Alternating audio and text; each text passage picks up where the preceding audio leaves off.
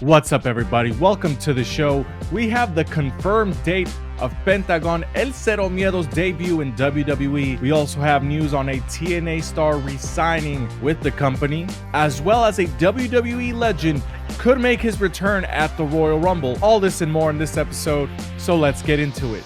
Starting off with Pentagon El Cero Miedo. As we've seen his vignettes all over WWE TV. We had a segment on WWE Monday Night Raw about Chad Gable saying he's better than any of the luchadors signed to the company. So, with that being said, we have a report from PWI insiders, Mike Johnson.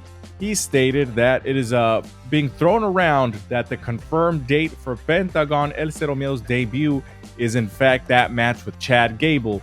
So expect Penta El Cero Miedo to debut in Raw San Jose on Monday, January 13th. That'll be January 13th, if I'm not mistaken. My days could be completely off. Let's see, today's Friday, Saturday, Sunday. Yeah, the 13th. So are you excited for his debut, man? I'm excited. We haven't seen him on TV in such a long time. His last AEW match was on an episode of Rampage beating Private Party. That match was on July 17th, 2024. So it's been a long time since he's been on television. Obviously, we saw him.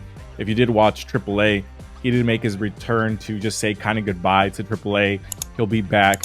But I mean, after AEW, his last major match was like, I think a week or two later in CMLL, teaming with his brother and Pac. But yeah, he's been sorely missed, and I'm glad we're going to see him again. The confirmed date, according to PWI insiders, so at them if they're wrong, but it's going to be Monday against Chad Gable. But in other news, we also got some big news from a TNA star signing a contract extension with the company, and this is none other than the current heavyweight champion, Nick Nemeth. His contract was over early 2025. He has now signed an extension, according to PWI Insider. It is unknown and undisclosed as to how long the extension is, but the contract has been signed, so expect to see him in the future. To me, I think his future is going to be in TNA. I don't expect him to go to AEW anytime soon. He's the number one guy, maybe number two guy in TNA at the time. So he's having a good career out there currently. So as you know, today is Friday, and we will be live streaming today on YouTube or on Twitch, whatever you prefer. Live streaming right after WWE SmackDown. So we have a good time. We do great engagement with our commenters. So join the party, come watch us. And a WWE legend could be making their return to WWE at the Royal Rumble. This is being reported by PWI Insider as well. So there's been some talk within WWE in the back saying that, it'd be great to bring in some legends for Royal Rumble, some former WWE Royal Rumble winners.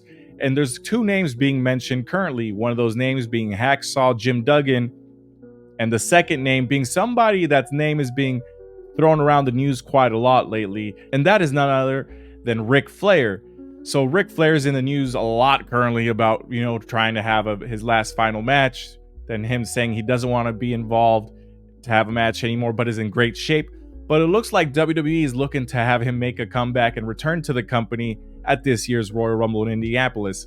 The last time he's been seen in WWE was in summer of 2021 when he was released from his contract, and I think that was from the fallout of the plane ride from hell. Dark Side of the Ring documentary was the last time we saw him. He had a major fallback. Then he signed with AEW for Sting's farewell tour, and that was like a 3-year endorsement deal with AEW. So that endorsement deal didn't last long, because after Sting's final match, they cut ties with Ric Flair, and he hasn't been seen in the company since. How do you guys feel? Do you guys think Ric Flair needs to return to WWE? I mean, we saw how the return of Hulk Hogan went to WWE, and I do not think we need Ric Flair. He has his own baggage as well. And I mean, if his daughter's going to be there, then yes, I understand. But he's tarnished his name a little bit because of the allegations against him. And I think it would be a bad look, considering everything that happened with Hulk Hogan not too long ago as well.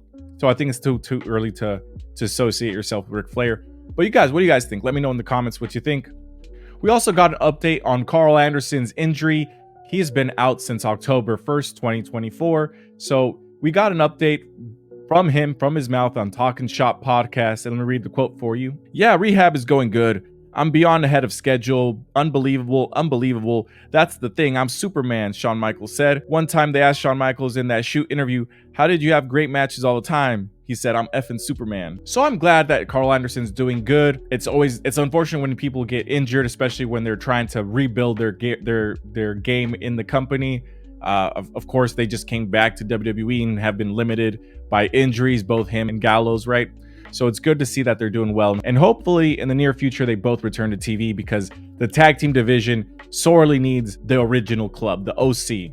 But thank you for watching. But if you want to see a quick recap of everything you might have missed between the Lucha Brothers fight with AEW, watch this video right here. It gives you all the information you need. Thank you.